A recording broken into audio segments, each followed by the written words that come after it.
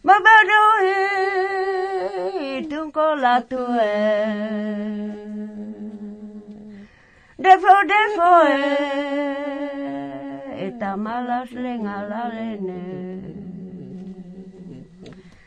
bokiena egu fetene egu halae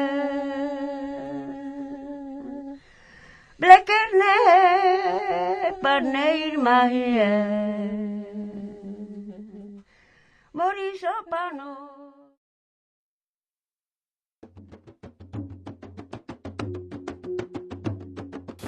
Pulau Buru merupakan salah satu pulau besar di Kepulauan Maluku dengan luas 8.473 km persegi dan panjang garis pantai 427 km persegi. Pulau Buru menempati urutan ketiga setelah Pulau Halmahera di Maluku Utara dan Pulau Seram di Maluku Tengah. Secara umum, Pulau Buru berupa perbukitan dan pegunungan. Puncak tertinggi mencapai 2.736 meter. Pulau ini terkenal sebagai pulau pengasingan bagi para tahanan politik pada pemerintahan Orde Baru, serta dikenal sebagai pulau penghasil minyak kayu putih terbesar di Indonesia. Tanaman kayu putih merupakan tanaman asli Pulau Buru. Tanaman ini tumbuh liar tanpa ada yang menanam. Daun tanaman ini akan diekstraksi dan disuling. Hasil dari ekstraksi ini lebih dikenal dengan minyak kayu putih. Oleh sebab itu, Pulau Buru dikenal sebagai Pulau Minyak Kayu Putih. Desa Nafrua merupakan salah satu desa yang terletak di Pulau Buru ini. Sebuah desa yang berada di Kecamatan Nolongguba, Kabupaten Buru. Sebagai salah satu desa yang terletak di pegunungan, akses jalan menuju desa Nafrua tidaklah mudah. Untuk sampai di desa ini, kita harus melewati perbukitan, hutan, dan sungai.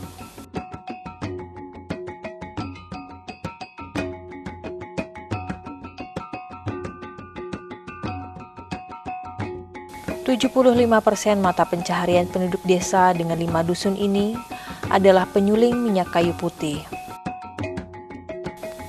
Keterampilan mengolah minyak kayu putih ini sudah menjadi kebudayaan atau tradisi yang sudah turun-temurun dari nenek moyang suku Buru.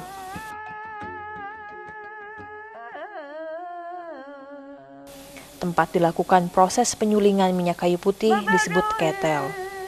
Minyak atsiri hasil destilasi atau penyulingan daun kayu putih ini memiliki bau dan khasiat yang khas, sehingga membuat aroma di rumah-rumah ketel tersebut menjadi segar.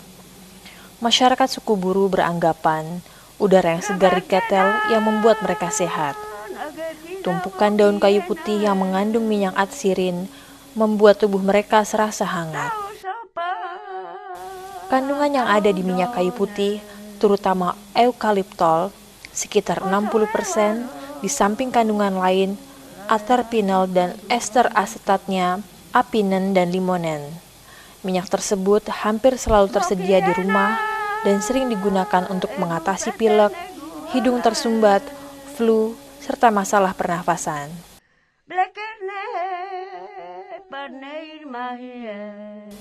Selain sebagai tempat menyuling, ketel juga difungsikan sebagai salah satu rumah bagi suku Buru, selain rumah di kebun dan rumah di kampung. Karena proses penyulingan di ketel bisa memakan waktu berhari-hari, bahkan berbulan-bulan, maka menyebabkan pola asuh anak dibebankan kepada kakak, karena ibu harus melakukan proses penyulingan.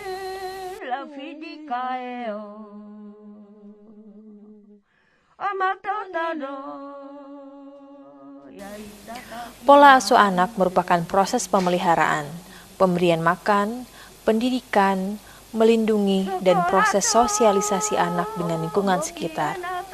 Latar belakang budaya suku Buru dalam pola asuh anak menciptakan perbedaan dengan suku yang lainnya. Kakak adalah pengganti seorang ibu dalam suku tersebut.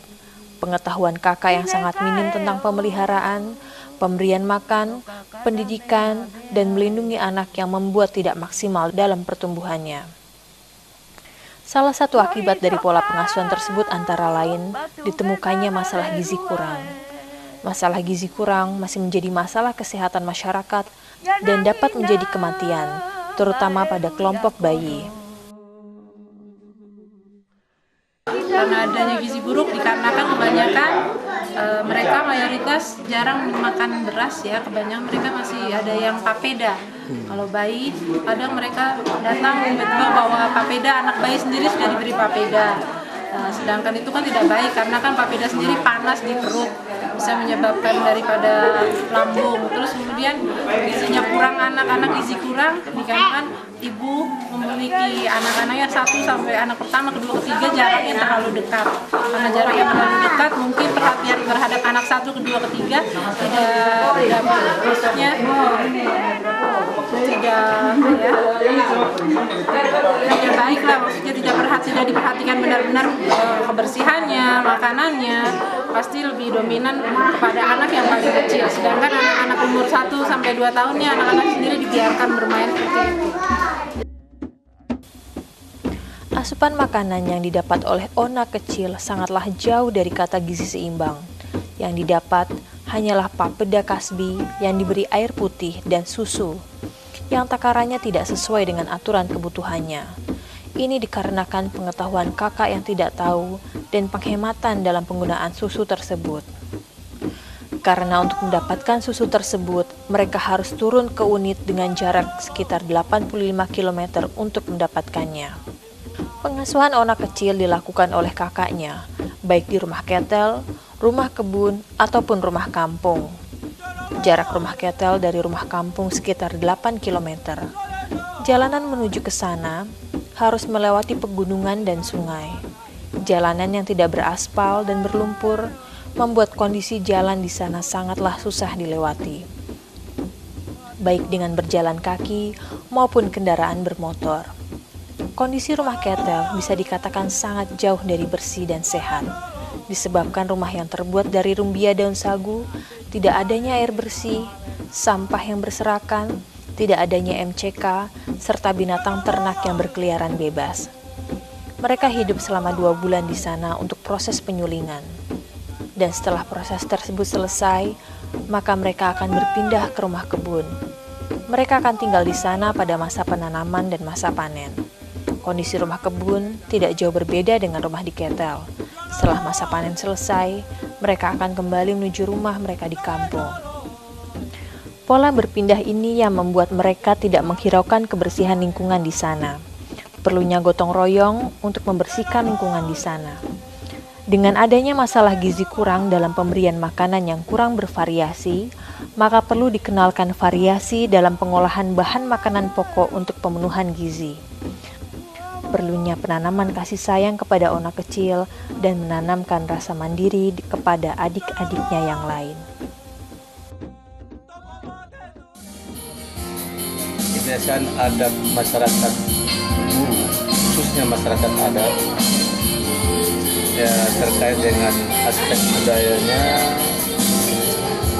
dengan kesehatan memang secara profesional memang itu ada penyimpangannya. Nah ini bukti toh bahwa kesehatan itu bukan main-main ya. Coba kalau seandainya terlambat, ini bisa menular, penyakit ini bisa menular. Iya, nah sekarang sudah bagus, kemarin itu kalau sudah gini bagus ya. Nah, yang lain yang sudah mulai batuk apa-apa cepat minta obat cepat sekarang. Ya toh. Terus yang sudah 9 bulan toh suntik saja itu ada. Sudah bawa itu untuk supaya mencegah penyakit ini. Ya. Nah, tolong yang sakit-sakit yang kecil masih di rumah suruh sini semua. Ya. Kalau nggak apa-apa sampai sore nggak apa-apa ini. Mama ya tidak ada yang ngerti. Kenapa darah 300? Mama ini. Kamu belum makan sih.